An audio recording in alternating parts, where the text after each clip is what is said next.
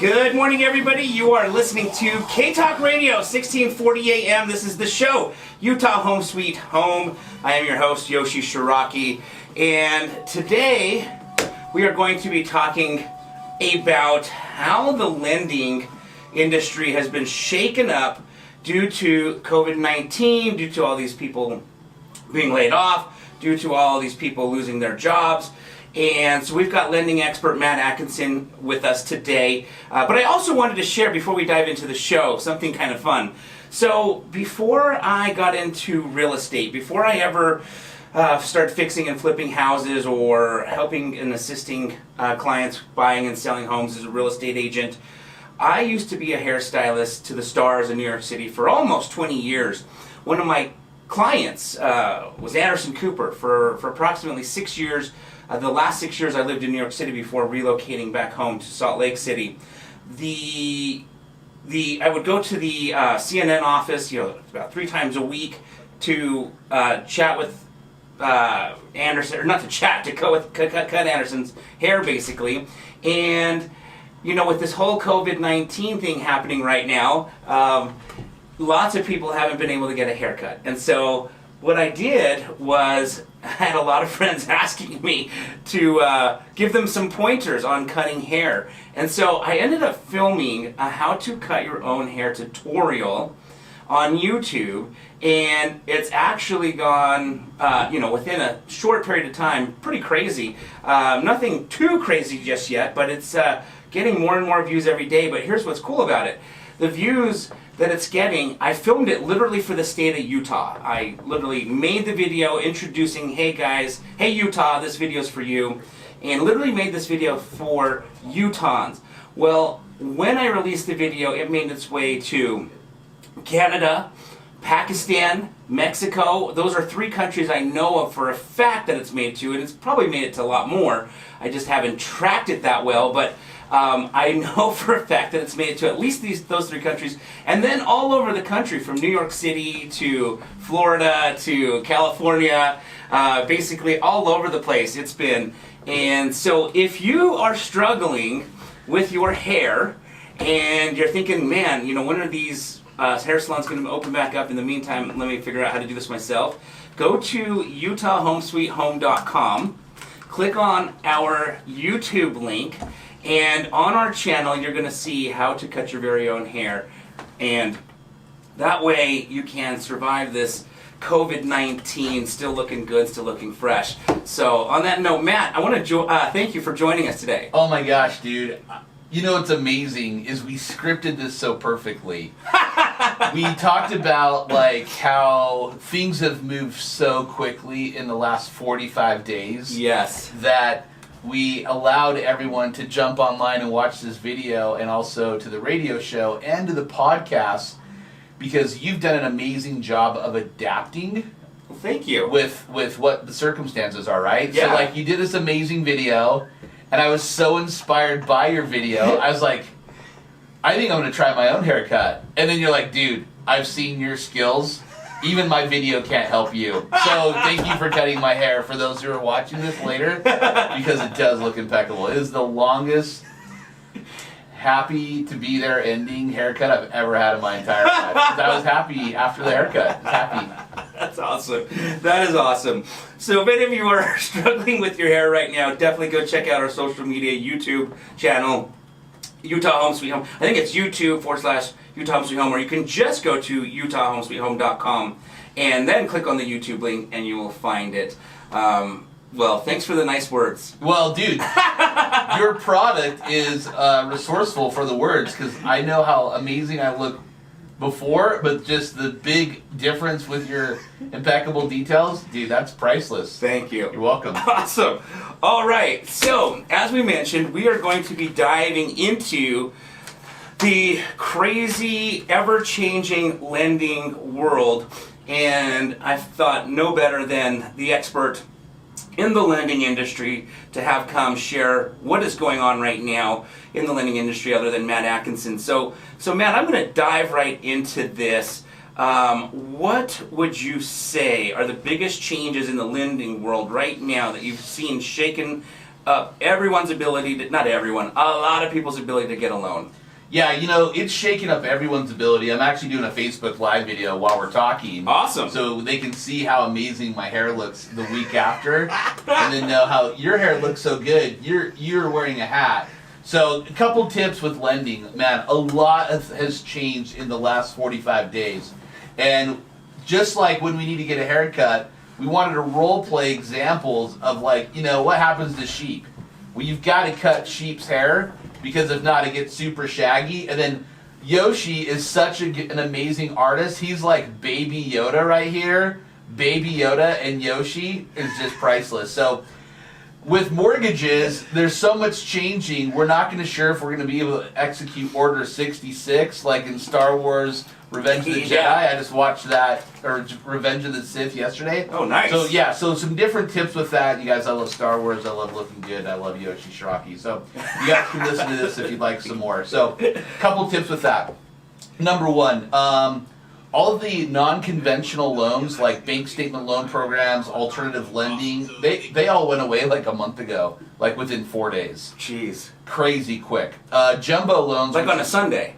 Yeah, how about, so did we do the radio show like the day before that, or was it after? I think it was after. Okay, so actually the day after the radio show, there was the Fed fund rates, they dropped the rates to 0, and they had already had a scheduled meeting for Wednesday. So you knew that things were already happening if they had to reduce the rates to 0 on a Sunday, you know, because they just needed to get some more fast offerings in there, right? Yeah, exactly. So knowing that they dropped the rates to 0, what happened is the banks, all the non-conforming, which is like a bank statement loan or an alternative lender, all those went away like within 3 to 4 days, like gone. Wow. And no one's talked about it back then because everyone's focused on these 3 things first. Number one is obviously COVID-19. Yeah. Like it's now hashtag COVID-19. Like that's the theme for 2020, right? Yeah, yeah. So COVID-19.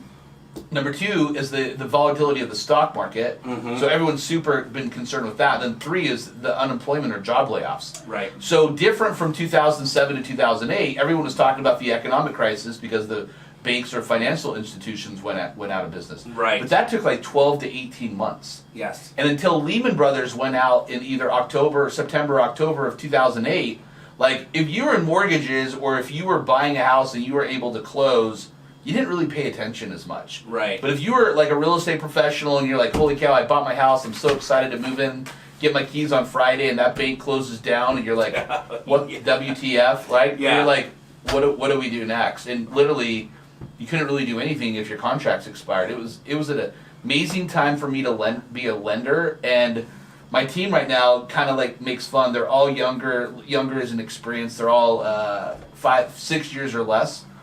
But they're like, I'm like, look guys, I've already done this rodeo before, and they're like, wow, yes, you actually know what you're talking about, Matt. It doesn't happen that often, okay? Right. So the second thing with the jumbo lenders, those are loan amounts in Salt Lake County over $600,000, $400,000, or that's considered high balance. Now those loan amounts change from time to time. You can contact your local lender, or you can actually Google that if you're interested enough. So those have decreased. Then the following week, actually all government loans, so FHA, VA, USDA. So FHA stands for Federal Housing Administration. It's a very common loan program that you only have to put 3.5% down. VA stands for Veterans Administration, and then the USDA, you think about meat, but it actually stands for United States Department of Agriculture. So more when you get financing in rural areas. Got it. All 3 of those loan programs either offer no money down or as little as 3.5% down. So not a lot of money into the deal, right? Yeah.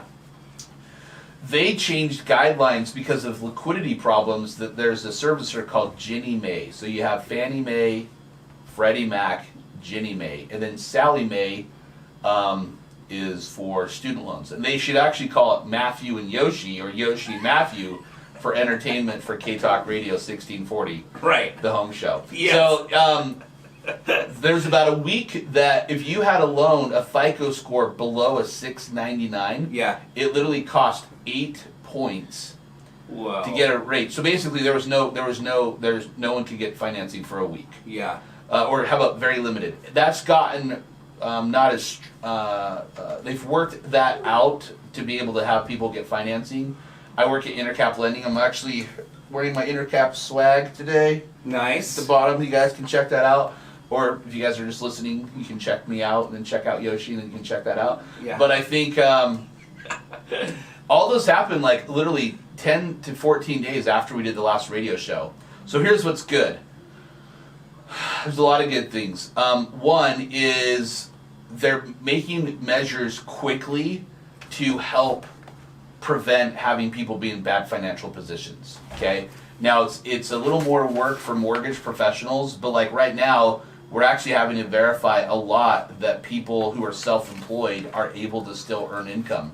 Because the last thing they want to do is they don't want someone to close on a house, on a purchase, and then be in a default and be able to foreclose like in 6 to 12 months, right? Right. So that's happened. Another thing that's been really strict, which is good, it's just extra work, is they have forbearances. So basically, your forbearance, here's what's happening.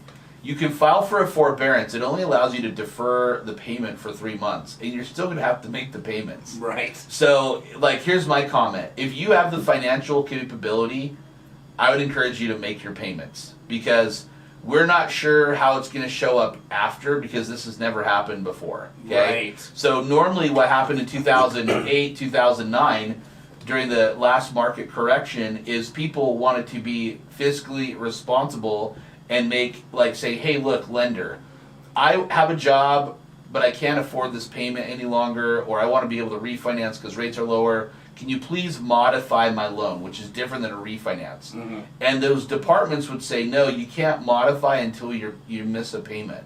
So you had a perfectly good borrower who was like, okay, well, I want to modify the loan. Yeah. And then they required you to miss like 3 payments, and then you had a notice of default. And like one part of the department was not talking to the other part of the department.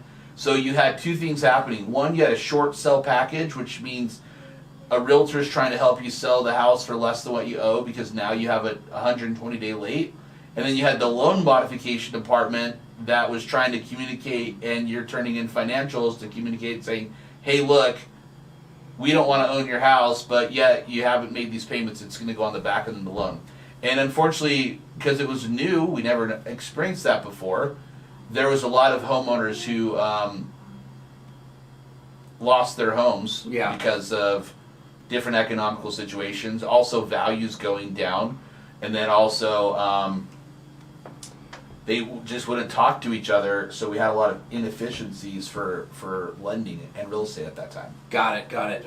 I want to talk about points. You mentioned it was 8 points. Yeah. Okay, so on an average, let's just say here in Salt Lake, probably entry-level homes are going for around 300-ish thousand. Yeah, you bet. Can you share with the listeners who have no idea what points means, what 8 points translates to on a $300,000 house? Yeah, you bet. So 1 point or would be 1%. So if you guys that are listening at home or driving, don't pull over. Those guys that are truck drivers, I would totally respect the truck drivers. You guys are like killing it right now in providing awesome supplies. So if you're listening, grab your calculator and you do $300,000 times 1%. So $300,000 times 1% is, Yoshi? $3,000. $3,000. Yep. Great. $3,000. We'll make it simpler because I'm a simple guy. Yep. What is 3 times 8? 24. 24. So now we just add some zeros, and that's $24,000. So would the consumer need to bring $24,000 to get the rate? No. Because there's certain regulations that prohibit certain fees, like excessive fees, to be charged to the consumer. So in that scenario where it's not getting charged to the consumer, basically they couldn't get a loan. Got it.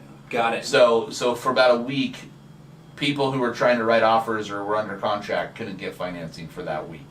Gotcha. Yeah. What are points today? Yeah, good. Normal points would be par, 1%. Other things like that is what the points are today. Perfect.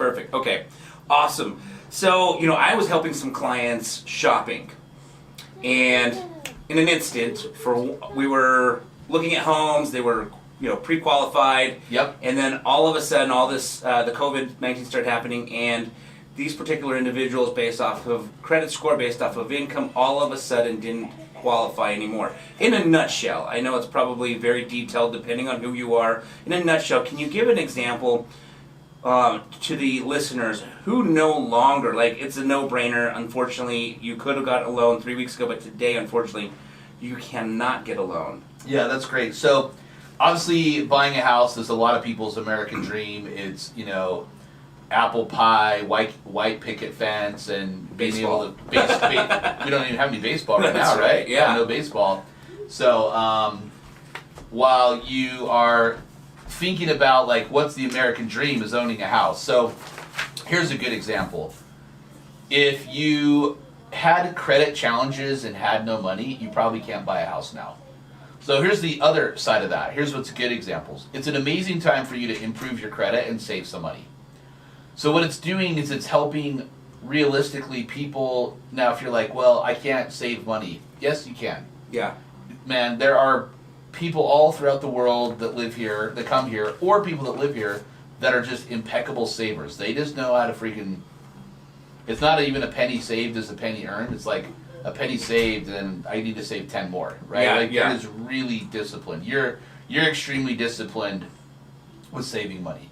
I'm disciplined, and it's a choice. Yeah. Like earlier this year, I've already modified like within a week like what I'm spending money on. Mm-hmm. So like that's and that's a choice that we all can make, and there's things we're doing without, right? Right. So really, it's good for you to save your money, grab a budget or a spending plan, and monitor with what you're doing.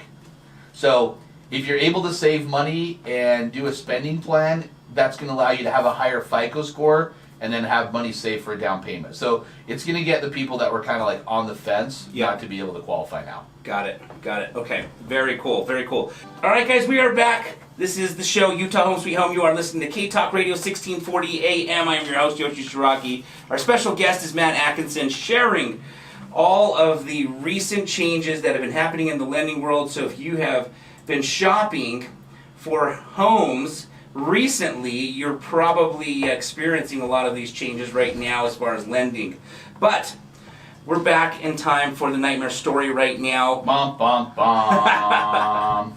The beautiful thing about the nightmare story is we can learn from other people's mistakes. I've shared plenty of mine on this show, so hopefully people are learning from my mistakes. And then we have our guests also share a nightmare story, because if we can learn from someone else's mistakes, it's always less expensive than learning from the mistake ourselves. So I know of a property that Matt flipped on 33rd, and we have a mentor that we both have studied under by the name of Robin Thompson, who has like 7 rules, and one of the rules is never ever buy on a busy street. So I was surprised. Really?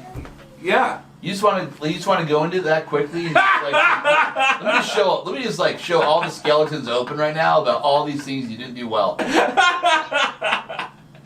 So on that note, let's turn it over Do to you remember Matt. all 7 things of what to never buy? I don't. Can we brainstorm to see if we got it? Yeah. Okay, number 1, if you guys want to write this down, because Yoshi's going to write this down. Yeah. You don't buy on a double yellow line. That's too busy of a street. Too busy of a street. So yellow double line. And the reason she said is you're just going to cut out a lot of different people. Yep. Under 1,000 square foot. Number 2, no houses under 1,000 square feet. Just squeezes people out. Yep. No 2-bedroom, 1-bath houses. Yep, that's right. No 2-bedroom, 1-bath houses. Yep. No houses without a garage. And no houses that have weird conforming layouts. Yep. So as we're writing this down, Yoshi's legitimately writing this down. So number 1, no double yellow lines. Number 2, no houses under 1,000 square feet. Number 3, no 2-bedroom, 1-bath houses. Number 4, no houses without a garage. Number 5, no houses with a weird configuration. Number 6, for some reason I'm thinking of none that back a railroad track, but I think that might not be her. Yeah. I actually also thought you had to buy a house with 2 bathrooms. Because she's like, hey, modern society, you gotta have 2 bathrooms. Yeah, right? yeah. So another 2 minimum. bathrooms, right? and I can't remember another one. I can't either. But I've heard her share this presentation twice. Yeah, me too. So here's the cool thing for all of you guys. This will be awesome for us to splice. Yeah. Let's pick number 7. What would you say is number 7? Number 7, no war zone. I think that was. Oh yeah. A war zone. She gave an example. We don't really have war zones in Salt Lake. I agree. Utah. Yep. Like a war zone, she gave an example of maybe West Magna. Like not to make fun. Yeah. West maybe. of 8800 South or 8800 West. We have a friend named Tyler. Yeah. He wanted to be the mayor of Magna. Hope we got to share that with him. Yes. But he's like, I would own all of Magna. I want to own Magna. Magna's not even a city. It's an unincorporated Salt Lake County. But Warzone could have been Glendale, which is it's part of Salt Lake City.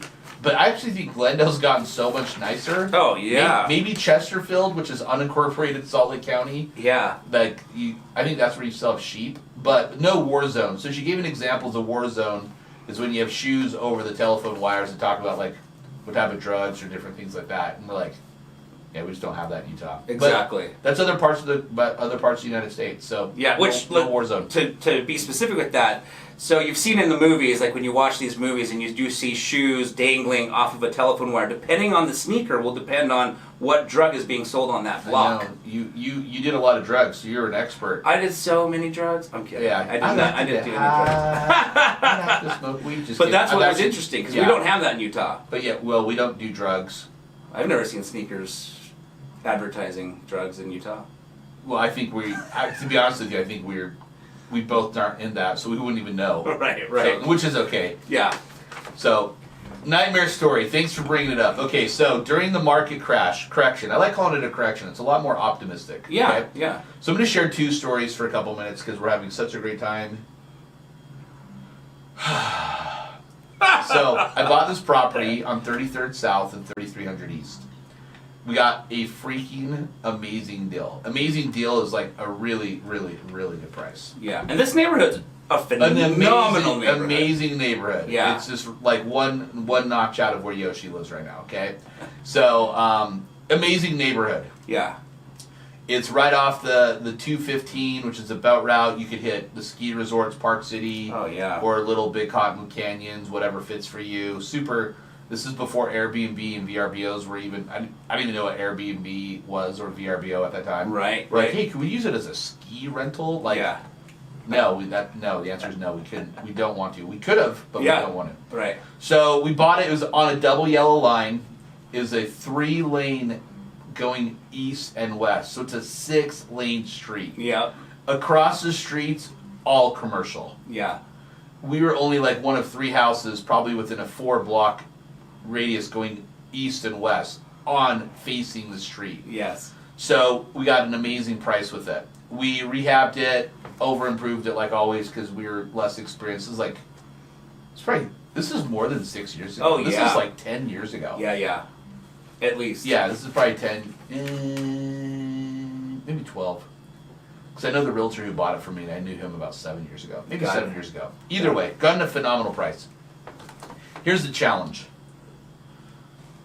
We bought it in the summer and sold it the following spring. You don't know how much snow you have until you can't pull in and out of the driveway on the East Bench in Utah. And the snow plow made it 4 feet in the air. Oh, that's so right. You could not pull into the driveway. And you don't know this stuff until winter. Or you listen to this radio show like this on K-Talk 1640 every Saturday morning from 9 to 10. Lesson number 1. Yeah, lesson number 1. Listen to this radio show, okay? Especially when Yoshi's on it. So yeah. I'm the extra entertainment. So here's what happened. We priced the house super competitive, knowing, hey, look, if this literally was not on the street, but like was kitty corner, we would have sold it for the price we thought. If it was 3 houses in from the street, we would have sold it for $100,000 more. Like there was that big of swing. So we probably took $30,000 off with what we thought we should sell it for initially, saying, hey, look, this is an awesome area. You could maybe buy for $360. We'll sell ours for $330. Yeah. Right? Like, hey, super affordable East Side property. Is a 5-bedroom, 2-bath probably house. Yeah. Really nice. And we did probably a $60,000 price adjustment down, so probably went from like $330 down to $270, and we had a $35,000 learning experience. And what did we learn? We're not buying houses on double yellow. I was like, why did I not take this class before? I did this, Yeah, right? yeah. So now I was like, I know better. Why am I still doing these things that we're doing, right? Right. So nightmare story. Why is this important? Well, number one, what you buy is you have to sell. Yeah. So you're going to deal with it someday. You're going to give it back to the bank, right? Yep. Number two, it's good to learn from other people that just have more experience. Like, I'm all about self-development. I don't want to ask Yoshi and make him uncomfortable because he might say no. But this morning I was listening to a book, and the book is to talk. It's a friend Mike Justin suggested, and it's a book to talk about being a better father because I have 2 sons. Yep. I know Yoshi's starting the book because we talked about it last week. So it's important for you to study. It's called The Wealthy Gardener. So thank you, Justin Puchar. Number 3, about studying from other people, then also self-study. You got to think of like who is most likely going to buy this. In a real estate, you want to be not pigeonholing yourself. That's like, oh, this is very segmented. You want to make it vanilla, like like warm apple pie. You love that show. Remember that show? American Pie? Yeah, you got it. Yeah. Warm apple pie. So, you got to think about, hey, who's going to be buying this house? Yeah. Okay, so there's the 3 tips with that. Can I share our story for a minute now? Yeah, but before you do... Oh my gosh, I'm about to go. Like, think about this. Like, you walk out your front door and there are 6 lanes of traffic zooming Yeah, we east didn't and think west. about that one. Right, like, I just want people to visualize that, because Yeah. I've been there, right? And it just, right. Yeah. 4:30.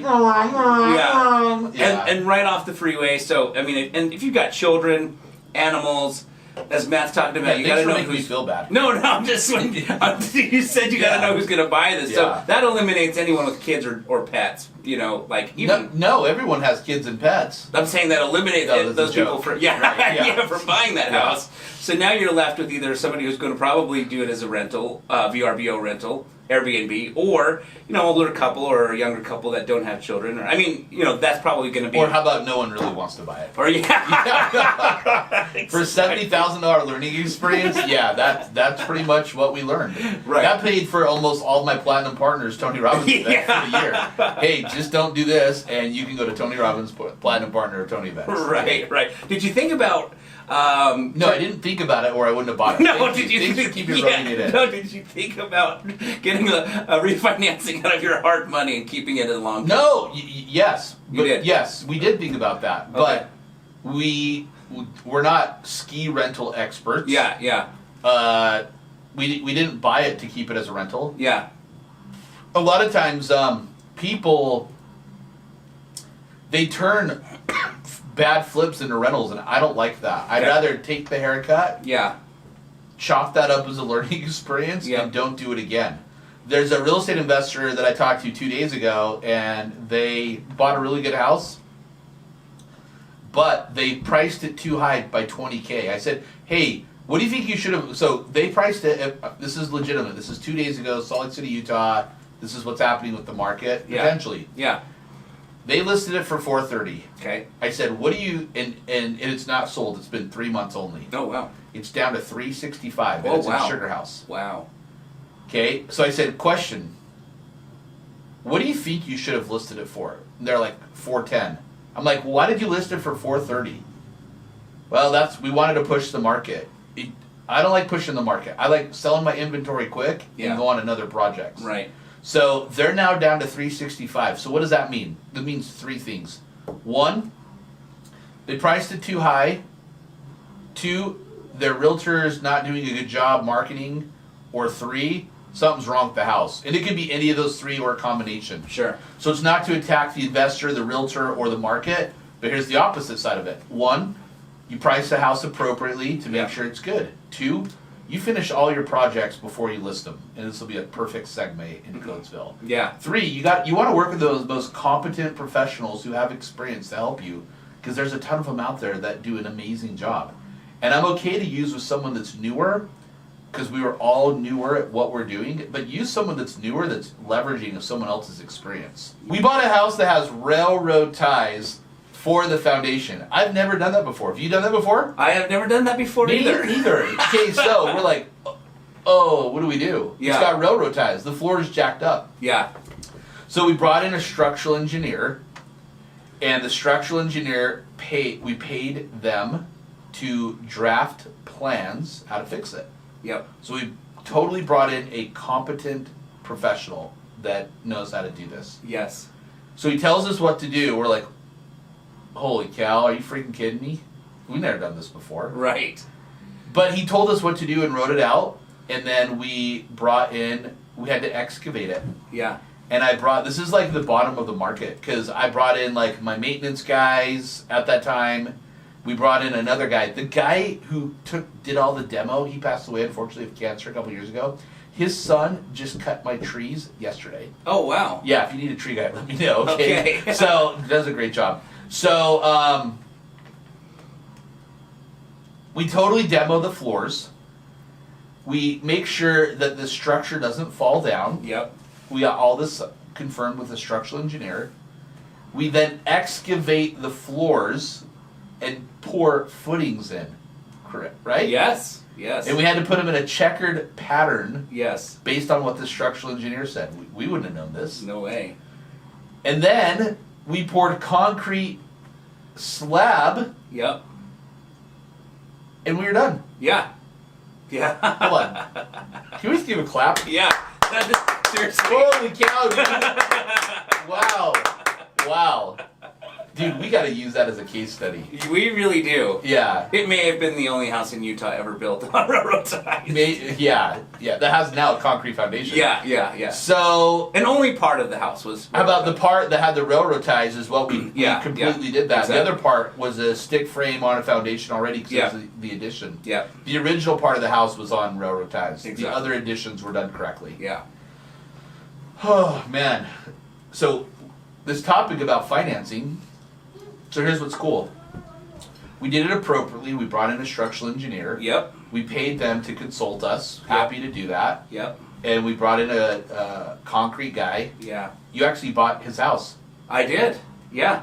Small world after all. Isn't it crazy? Mickey Mouse. Yeah. Yeah. So, the cool thing with what we're experiencing in life is it gives you time to be resourceful and brainstorm. And we brought in other people to do work that needed the work, and we needed to get the jobs done. So I'm kind of excited to see what this next 90 days, 6 months, 12 months, 1 year, 2 years, 3 years is going to do, because it'll be great talking points. We're going to be like, hey, remember in 2020 when we were on the radio? And, we can leverage that just like this house. So there's an awesome opportunity for all of you guys that are listening, that you guys can also invest in real estate, build up your portfolio, have friendly kids. Want to smile? Yeah, good job. And also, our kids are modeling us, right? Like, I brought my 9 and 6-year-old sons to come listen. We got their Yoda people on. We got the lamb, but we used an example because all these different metaphors are important in life. Absolutely. And just for the record, you never got to see it finished, but the house looked sick. You are correct. When it was done. That's right. I was so over that freaking house. Yes. I never went back. Yeah. I was like, I'm done. Yeah. It turned out absolutely stunning and beautiful. But wow, what a learning experience on that one. All right, so we are going to take another commercial break. When we come back, I want to chat about how people should be looking at investing in these uncertain times. So we're going to talk about getting started in real estate investing if you've never done it before, just kind of how one should be approaching it. Maybe you've dabbed in it, how you should grow in it. So if you're thinking about utilizing this opportunity to come out of the opportunity in a positive versus being a victim of the opportunity and having it being a negative, you're going to definitely want to stay tuned, because Matt's going to dive into investing in these uncertain times. Okay, so I just checked Facebook before we go to the video. Thank you, Andrea. It's Post Malone, who lives in Park City. Oh, yeah? When we were talking about Cisco. I literally thought Cisco lived next to the Coatesville house. So I heard he lives, you know where the mouth of Big Cottonwood Canyon is? How about this? I heard he lives in Utah. Yeah. Okay. Because you know the Porcupine restaurant? Yeah, of course. It's a So great place. yeah, he goes there all the time because he lives across the street. Oh. Is what I was Either told. way. Well, that's cool that Cisco, The the rapper? the Utah Cisco Yeah. lived next door. Yeah. And we got Post Malone on there. So thank you, Andrea, for sharing and listening to the radio show. Nice, nice. All right, guys, we're going to take a quick commercial break. Hi, I'm Yoshi Shiraki, the author of the book, My Body's Just For Me, the book written for children to educate children on the prevention of child abuse. With the assistance of multiple best-selling author Richard Paul Evans, we were able to publish this book as a tool to help break the ice in an easy and innocent way to help children understand and learn how to speak up and communicate. I've been invited numerous times onto Good Things Utah to discuss the importance of good communication with your child in regards to abuse, and also to discuss how the book My Body's Just For Me is a great tool for every parent when having that tricky conversation with their children. For more information on the book My Body's Just For Me, please visit www.protectourangels.com today. And remember, the more we focus on prevention, the less we'll have to focus on rehabilitation.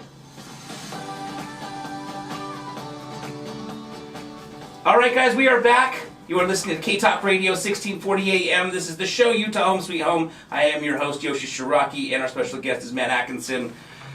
Matt Atkinson is definitely a real estate investing guru in the residential world. He's had tons of doors, over 100 doors at one point, liquidating some right now, prepping for the opportunity that's about to present itself over the next 24 to 36 months. Matt, what can people do to start looking at this opportunity that's happening to us right now for them? Yeah! What's up? Yeah. Yeah. Instead of to them. Yeah, what's up, Tony Robbins? Yes, and utilize the opportunity to get started or ramp up in real estate investing. So I did that noise twice on purpose. Yeah. That's for my friend Kristen. Hopefully when she listens to this. So, like, the juice is in the deal, right? Yep. Like, there's so many freaking opportunities right now because the novice people don't know what to do. Those that have experienced one cycle are going to kill it. And what I mean by kill it, if they follow the principles that got them through the last one, that's the key. There's some pretty arrogant and friends of ours that they're going to learn a lot. They're learning a lot right now. And I'm an arrogant guy. Yoshi's definitely not. So we'll take some of my arrogance and give it to Yoshi, and he'll just bounce it back to me. But no, it's being confident with what you're doing. So I'm going to say most of you guys on here are new to this. So I'm going to share these principles. Sometimes people are like, Matt, you say the same thing over and over and over and over and over and over and over again. It's because they work, right? Right. So number one, make sure you have 6 months of living expenses in savings, like legit. You know how much it costs for you to live. You have it in savings. If it costs you $3,500 a month to live, and that's out the door, right? Like that's your mortgage, travel, phone, food, gas, whatever everything. You're doing, extracurricular activities on, Tinder. You make sure that you have that 6 months of living expenses saved. Now, here's my next part. If you're more conservative is amazing that you have 6 months of living expenses saved. Yeah. If you want to have 12 months, not just because a mature guy who said to have 12 months of living expenses said it, but have 12 months. There's nothing wrong with that. Yep. My wife and I have now 12 months just sitting doing nothing, just sits in a bank account. And that gives a lot of comfort for her, and I'm cool with it because a happy wife is a happy life. Both you and I know that. Yes, right? that's true. Okay, we should call her today, but I don't want her to answer and see what she says. We'll do that next time. Yeah. So that's number one, super important. Number two, I would pick one real estate investing strategy. And how I got started is different than a lot of people. I bought rentals first. Okay. So I bought rentals first. And I think right now is an amazing time to buy your house. I also bought my primary residency in 2007, which was the top of the market. But I still live in it today, and it serves my family. Our payment is very, very, very affordable. Like, I'm not stretched out. Actually, I think my car payments are almost as much as my house payments now. I think about it. They're paid by the business, though. I think it's an amazing time to buy rentals, and I think it's a 3 to 5 year. Like if you're like most people that we talk to, buy one every 5 years, right? Yeah. Like, or sell your house, take the money with don't do a 1031 exchange. There's a capital gains exemption that if you are single and you sell your house, there's a $250,000 capital gains exemption. If you're married, it's $500,000. Take advantage of that, right? Number two. Last one, number three. This is probably the most important one. After you have savings and you buy, self-development is so important. Nice. Right? Like we're on the board of the Utah Valley Real Estate Investors Association. We're growing.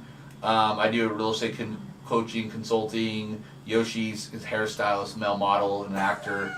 So I think self-development and making sure your head's right? So Tony Robbins speaks about state, story, and strategy. Yep. You got to make sure you have the right state so then you can finish up and live the life that you want. Perfect. Excellent. Well, Matt, I want to thank you so much for sharing on the show today. How can people get in touch with you? You bet. So Facebook's an awesome way. It's Yep. Matt Atkinson. You guys will check out Facebook. My consulting company is MJA Real Consulting. And then my mortgage, if you guys want to email me, it's matkinson, ATKINSON. That sounds so boring. matkinson at intercaplending.com.